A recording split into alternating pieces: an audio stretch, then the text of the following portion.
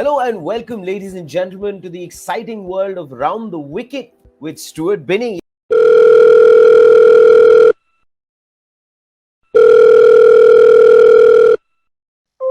Yes, the man himself is in the house and he's going to be telling us today about a lot of the things that go on at the helm of Delhi Capitals. Yes, that is the focus today on the IPL franchise, whom we are going to be talking about. It's going to be the Delhi Capitals. So, well, as always, Stuart is in form and he's going to be talking to us about Delhi Capitals and what has actually taken place as far as this particular team and franchise is concerned.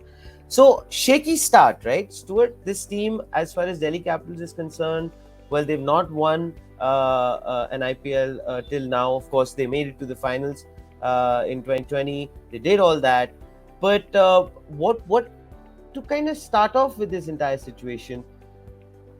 What do you think they were not getting right?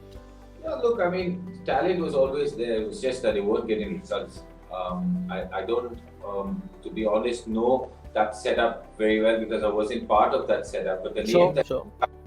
did come in, obviously, from whatever I know, it probably didn't gel. And plus, the stadium that they played in really didn't help them as much as they wanted as well because at that time they're struggling with the pitch at the Rishabh Pant. I mean, it wasn't what they bought their players out there to come and perform on a wicket like that, and it all played part in them not doing well in the first 4-5 seasons that they bought these players.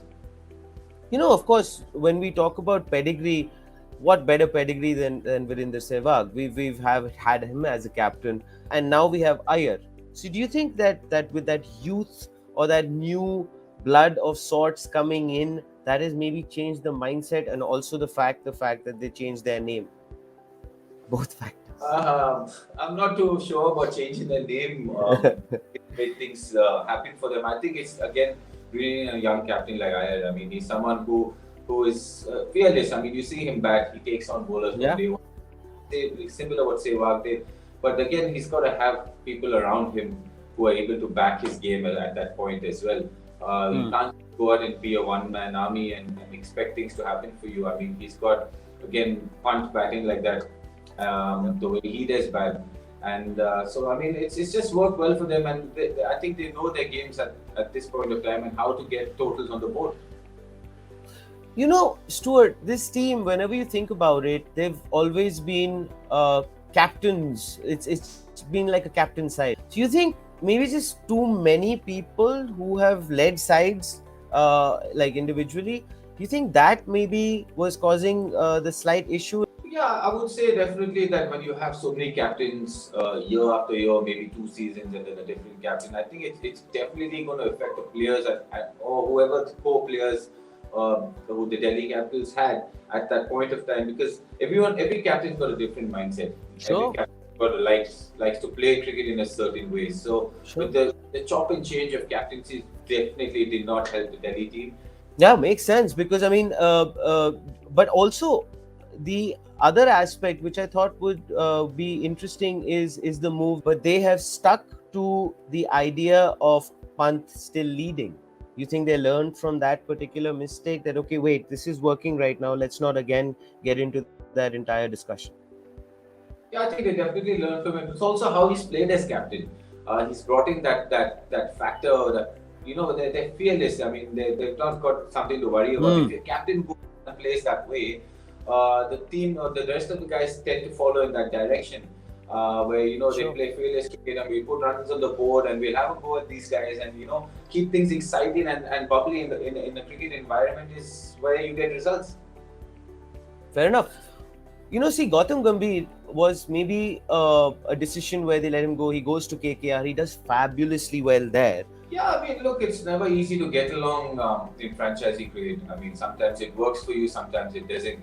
For Gigi, I think it did not work out for him as he would have liked it to have at that point of time. Obviously, he thought and management thought that if he went to a different setup, it would help them, and obviously, it helped Gigi more than it helped anyone. Yes. At that point. Went to the KKR's franchisee and took them to another level of cricket.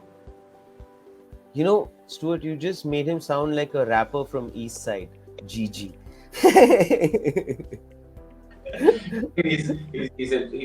He's a different character. I mean, he's someone who's so intense. Like, I've really been a big fan of Shikhar Dhawan. I believe that he's a fabulous talent. He just makes batting look so easy.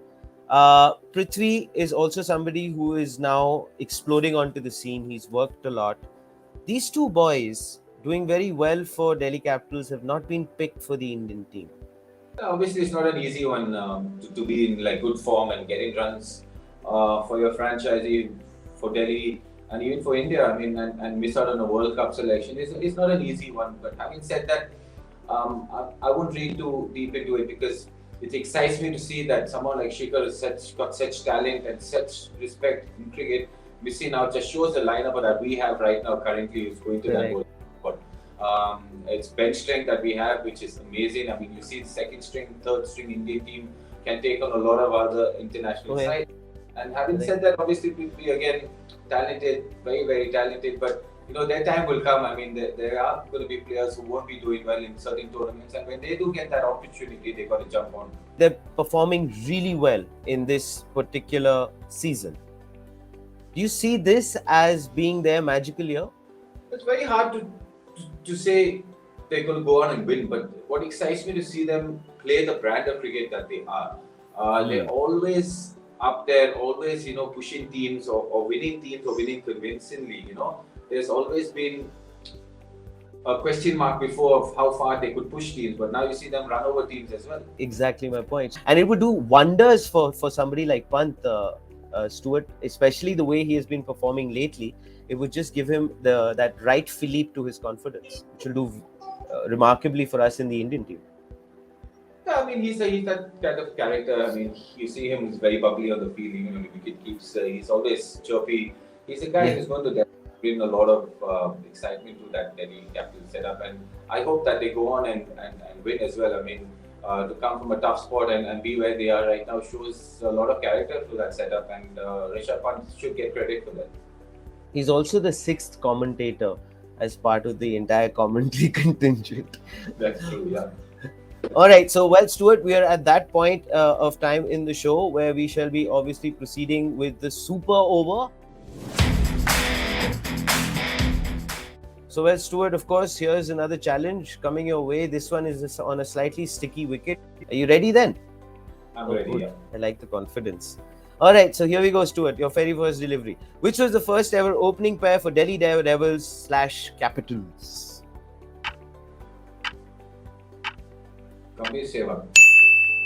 Well done. Good.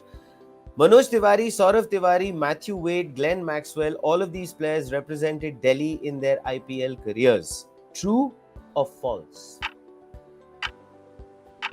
True. True, yes. Glenn McGrath has played for Delhi Daredevils. True or false? True. True. Yes, well done. 3 on 3, well done. Yeah, you're right. You're absolutely right. Yeah. Who was DC's captain before Shreyas Iyer? Stuart, this is a full toss on leg stump, man. Gambhir, Sehwag, one of them. Yeah. Gambhir. Yeah. Which year did ABD score his first ever IPL 100 for DC? 2009, I think. Well done. All right. Here goes. With 25 wickets, I was awarded with the purple cap in the 2012 edition of IPL while representing Delhi Daredevils. Who am I? I have no idea. Oh, finally. I thought this was going to be like one of those, 6 on 6 deliveries and you're going to hit them all out of the park. It's Morne Morkel, Stuart. But that's okay. You scored enough. You ensured that the team is out of deep waters, as always. Well done. Stuart, as always, it's been brilliant speaking with you. It's been very enlightening. And I must share this with you. The knowledge of the game and the so-called incisiveness that you bring to the conversation is always so heartwarming. So Stuart, as always, is going to be back with us as we get on to a fresh episode of the teams that we discuss, the teams that excite us in this wonderful carnival of cricket that we call the IPL. But till we meet again, this is Sudhi saying bye bye, and Stuart, as always, a true pleasure. Thank you.